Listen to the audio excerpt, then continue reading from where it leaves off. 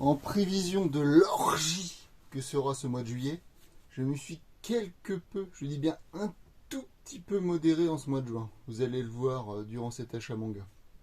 Bon, vous connaissez le Zoulouf, il a quand même dépensé un petit PIB. Faut pas déconner quand même. Générique. Bon, répète après moi, Ed. Il faut Il faut lire lire du Taiyo Matsumoto. du Taiyo Matsumoto. Il faut lire du Taiyo Matsumoto. Il faut lire Frieren et Toto. Yeah, boy. Après cette introduction dantesque, je vous propose un 3/4 face Huraken avec le tome 19 de la saison 6 de Hippo, et qui est le tome 128, putain, déjà. Hippo est désormais dessiné. Il s'est rasé les cheveux. Il est désormais entraîneur. Il va passer de l'autre côté des cordes et acquérir un savoir qui jusque-là lui était inconnu, sachant qu'il a gardé le physique du boxeur pro. À mon avis, dans pas longtemps, il va remonter sur le ring et ça va être une machine. Je suis impatient de voir ça. Tsutomu Takahashi, comme d'hab, il y a un tome tous les mois et en ce moment il y a une nouveauté tous les mois. Enfin, nouveauté, c'est une réédition de chez Panini, évidemment. Ils savent faire que ça, les bougs. Bon, elle est quand même sympa. Là, on est sur un thème de réincarnation, de mort, de fantômes, etc. Où des choix vont être proposés à des individus qui vont avoir des bonnes grosses vies de merde. Ils ont le choix entre se réincarner, aller en enfer et se venger, etc. Ça va être sympa, je pense. Une série que je voulais me continuer depuis un moment, c'est la dernière série que j'ai pas de Shuzo Oshimi. Donc j'avais le tome 1 depuis fort longtemps. Et là j'ai pris le 2, 3, 4, 5, 6, 7, 8, 9. Moi ce qui me dérangeait vraiment c'était ce côté voyeur un peu pervers. Je trouvais ça vraiment malsain. Mais bon, maintenant que j'ai appris à connaître l'auteur, je pense que je vais réussir à tenir le coup. Mais c'est vrai que si c'est la première œuvre que vous lisez de Shuzo Oshimi, je pense que ça déstabilise un peu, on va dire. Je vais pas vous montrer plus de pages parce que j'ai feuilleté les tomes 3-4, il y a des dingueries. On parle de continuité, et Zoulouf l'a fait.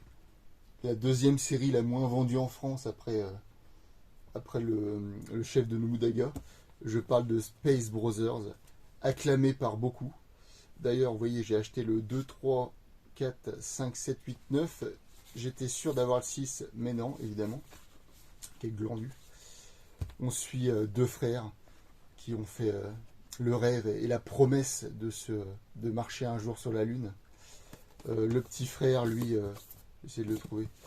Le petit frère, lui, il est sur la très bonne voie. Il est paré pour la prochaine expédition pour la Lune. Tout va bien.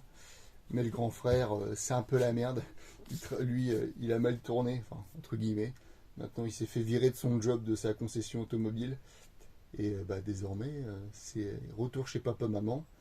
Et le grand frère, il voit son petit frère aller sur la Lune. Et ça lui donne quelques envies quand même. Et la promesse des temps heureux quand ils étaient jeunes s'éloigne. Il va falloir qu'il fasse quelque chose.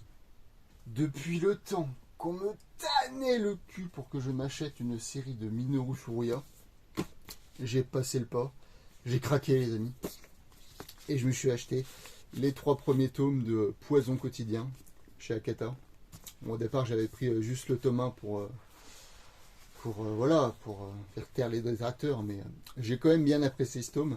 Niveau scénar, ça fait un peu penser à On l'a fait, qui paraît en ce moment chez Noël.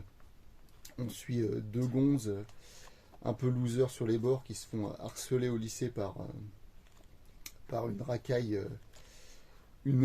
un peu folle dans sa tête qui les malmène toute la journée et toute la semaine. Et eux, leur kiff, c'est la moto. Et ce personnage-là, il va essayer de passer son permis moto, essayer de s'évader loin de cette vie. Mais tout ne va pas se passer forcément comme il l'espère, et je sens que ça va drôlement partir en couille au fur et à mesure des tomes. Pour l'instant, premier tome fortement sympathique, je recommande. Puis en 6 tomes, ça mange pas de pain. Ouais, et il fallait que je me le prenne un jour, hein, Nana de Ai Yazawa.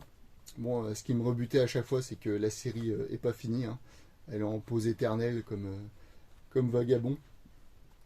Moi j'avais vu l'anime fut un temps, j'avais bien accroché et j'ai déjà Paradise Kiss du même auteur et j'ai bien aimé, je sais que ça va être une lecture fortement sympathique, le fameux seul shoujo que tous les mecs ont lu.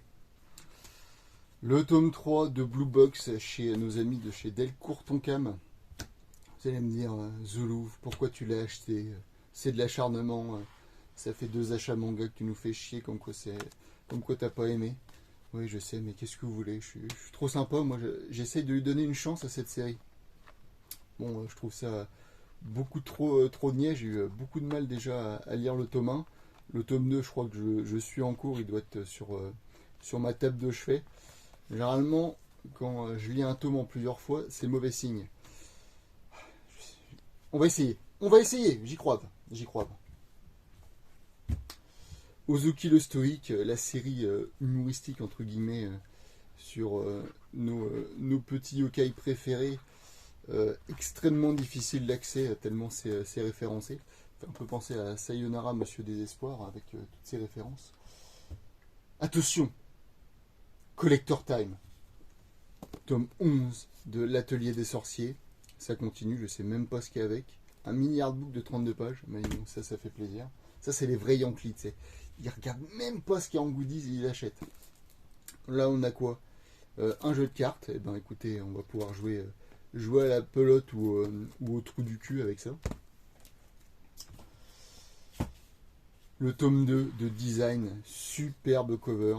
Franchement, au niveau de ce taf-là, Noël, ils font un truc incroyable.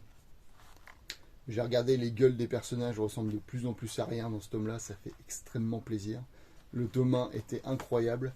J'avais un univers assez complexe sur des humains modifiés génétiquement avec des attributs d'animaux chacun, organisés en différents groupuscules avec des buts chacun plus ou moins éthiques ou non. Excellente lecture. Ce tome 2, je sens que ça va être un banger qui va confirmer la série. Ça va être lu très très vite. Alors, qu'est-ce qu'on a ensuite? On a Who's Next. Who's Next? Putain, j'ai du mal aujourd'hui. Hein. On va voir ce que ça va donner avec le tome 1 qui m'avait convaincu plus ou moins. À voir, la fin était surprenante, une fin un peu à la Gantz, on va dire, avec pas mal de nouveaux personnages qui arrivent. On a toujours le Tenga qui est là. Bon, allez, on fait un opening en live pour vous montrer un peu les dessins. Bon, pour ceux qui ne connaissent pas, c'est l'auteur de DMC, une de mes séries humoristiques préférées. J'adore son humour gras et bien potache. Bon, enfin, c'est une série que je pense qui va forcément me plaire. Bon, tiens, j'en parlais tout à l'heure. On l'a fait, tome 4. Beaucoup de cochonneries dans le tome 3. Je feuillette les pages sans savoir ce qu'il y a dedans.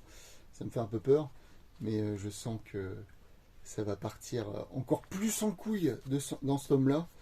C'était semi-réglé dans le tome 3 alors que le personnage principal ne le savait même pas. Du coup là il est toujours en cavale alors que la situation s'était un peu tassée. C'était quand même assez rigolo.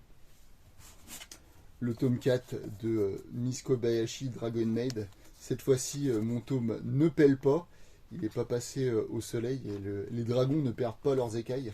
Vérifiez votre tome 6 parce que moi tous les vêtements caillés. To Your Eternity, tome 19, une petite cover fortement sympathique.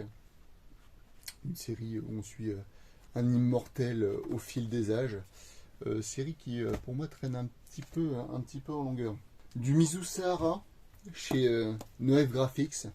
Notre petit couple a bien grandi et ça parle désormais d'avoir un enfant. Mais si celui-ci était un petit porcinet, comme l'était son père à l'école, où il était harcelé pour ses différences, ça les travaille. Et toujours un titre assez doux et que j'aime beaucoup lire chez Noël Graphics. Fortnite of Apocalypse, vous connaissez, Zoulouf en a parlé tous les mois depuis un an. voilà, par le même auteur que Seven Deadly Sins, c'est la suite pure et dure. L'auteur est enfermé dans sa boucle, dans la boucle de ses personnages. Une des séries phares, je pense, désormais de chez Kurokawa. Ce Dome 2 le confirme. C'est une très bonne série. Ils ont fait une petite pépite là, Partner 2.0. Cette série cette série In. Ouh là là, je vais pas vous montrer ça, vous allez être tout excité devant les vidéos de The Louvre, ça c'est pas bon. On suit toujours notre petit duo qui enchaîne entre boulot, sortie, culbute, sans prise de tête, voilà, on est libre, on fait ce qu'on veut. Mais il y a des collègues qui commencent à se mêler à leurs histoires, à s'intéresser à eux, et je sens que ça va peut-être foutre un peu la merde, ça va troubler leur tranquillité et leur paix de vivre. Nul modèle du même auteur que Blue Period. Bon, j'avais pas trop aimé Blue Period, j'avais lu quelques scans, ça m'avait pas trop branché. Mais bon, je me suis dit que pour laisser une chance à l'auteur, je vais prendre son recueil, son petit recueil d'histoires courtes. Bon, je l'ai pas encore lu. Apparemment, c'est pas la dinguerie non plus, mais en tout cas, l'édition a mérite d'être originale avec cette cover qui fait extrêmement mal aux dents. Moi, quand je frotte dessus, je sais pas vous, mais moi, ça me détruit les dents. Incroyable. Le tome 13 des Liens du Sang, après un tome 12 formidable, qui fait passer sa série pour moi en numéro 1. Nous avons là une ellipse, une petite cassure dans le récit. Une ellipse de pas loin de 22 ans dans le futur. Et pour le lot. Ce tome est une dinguerie. Il paraît tranquille de prime abord, mais on a des petits moments de pression tout au long du tome. Ça va être incroyable. Apparemment, on est déjà au tome 16 au Japon, et d'après une source extrêmement fiable, le HUP, nous arrivons doucement mais sûrement vers la fin. Et qui nous fasse une dinguerie pour la fin, parce que là, je sens que ça peut être simplement sa meilleure série. À côté, l'intimité de Marie, c'est de la piste de chat. Bon, pour les deux tomes que j'ai eu en tout cas. On passe au grand format. Hirayasumi, ça confirme, une des meilleures sorties de 2023. Toujours nos personnages hauts en couleur, extrêmement attachants dans leur petite vie quotidienne, entre petits boulots, vie à la maison, vie à l'université, les amis, etc. C'est un titre incroyable, il faut vraiment que vous vous procuriez. Oshi dans le jardin des filles. On suit Oshi, notre professeur principal d'une classe composée uniquement de filles, qui se retrouve dans des situations assez cocasses. J'avais bien aimé le tome 1, c'était une lecture surprise, je m'étais pris comme ça sur un coup de tête en me disant allez fuck it, de toute façon c'est du laser noir, ça peut pas être mauvais. Et bah finalement c'était vachement bien. J'aime bien la cover en plus de ce tome 2. Et je trouve que ça va être une très bonne série aussi. Les laser noirs, ils ont des très bonnes séries en running en ce moment. Sanctuary, tome 5, dont je vous en parle souvent. Ça fait extrêmement plaisir. Du Ryochi Kigami. On kiffe. Noël Graphics, 5 Star Stories, il a été repoussé nombreuses fois celui-ci. Donc toujours une qualité d'édition exceptionnelle. Mais le seul problème, c'est que vu le temps qu'on a entre les tomes, à chaque fois, je suis obligé de me relire un résumé, de me relire tous les trucs qu'il y a, enfin, tout le lexique qu'il y a au début, parce que sinon je suis paumé. Un récit assez tentaculaire, on va dire, de par les personnages et l'univers qui est en place. Rakai Blues, tome 7. Bon, je vais pas vous mentir, j'ai encore lu aucun tome. C'est honteux, j'achète des trucs à 16 balles et je les lis même pas. Mais bon, on me dit que c'est peut-être à partir de ce tome-là ou le tome d'après que la série commence enfin. Et ça me fait extrêmement peur pour démarrer la lecture, je vous cache pas. Le duel au sommet approche bientôt. J'arrive pas à me retenir de le lire à chaque fois. Là, je sens que je vais attendre le tome 10 pour me le lire, celui-ci. Shigurui, série exceptionnelle, aussi bien graphiquement que narrativement. On voit pas lequel des deux personnages peut l'emporter dans ce duel. Les deux sont torturés, mutilés, psychologiquement fortement atteints. Ils ont un peu la même backstory en plus les deux. Ça va être une folie les deux derniers tomes. Bon, tome 10 de Solo Leveling, j'ai même pas regardé, je vous jure, je l'ai déballé, j'ai même pas regardé ce qu'il y avait dedans. On va découvrir ensemble en live. Donc déjà, nous avons le tome, encore heureux. Un marque-page, très bien. Et un truc qui pue le plastique, super, des petits stands acryliques. Ça, c'est la mode en ce moment, hein. C'est les trucs ultra cheapos pour blinder sa mangatech et flatter l'ego. Et un poster, ok, on n'en a rien à fiche. Très bien. Bon, ça fait plaisir. Bon, c'était la série, c'est un des rares webtoons que je suis avec, comment ça s'appelle, Horizon, je crois. Un des rares webtoons que je suis, parce que celui-là, je le suivais assidûment et je m'étais dit, je l'achèterai. Et vous commencez à connaître le zen maintenant. On se finit par une note qui n'est pas une chinoiserie. Tome de luxe de Hellboy. Ça y est, je me suis enfin décidé à commencer la série depuis le temps que je la veux. Entre ça et Sin City, il fallait que je m'y mette. Et nous avons l'édition de luxe de Hellboy à 50 pruneaux le tome. Mais je vous dis, c'est une dinguerie, hein. C'est toilé, c'est tout beau. Ces couleurs évidemment. Bon bah ça va être une pièce de collection. Je me suis déjà tout commandé chez mon libraire. Il n'y a plus qu'à faire chauffer la carte bleue, hein. Désormais il n'y a plus que ça à faire. De toute beauté. Voilà. Désormais, on peut le dire, ça va être prochain rendez-vous sûrement Japan Expo. Si elle n'est pas annulée entre temps évidemment.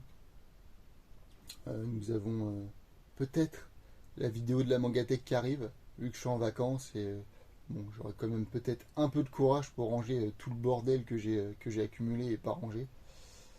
On verra. En attendant, prenez soin de vous et sortez couverts. Bisous.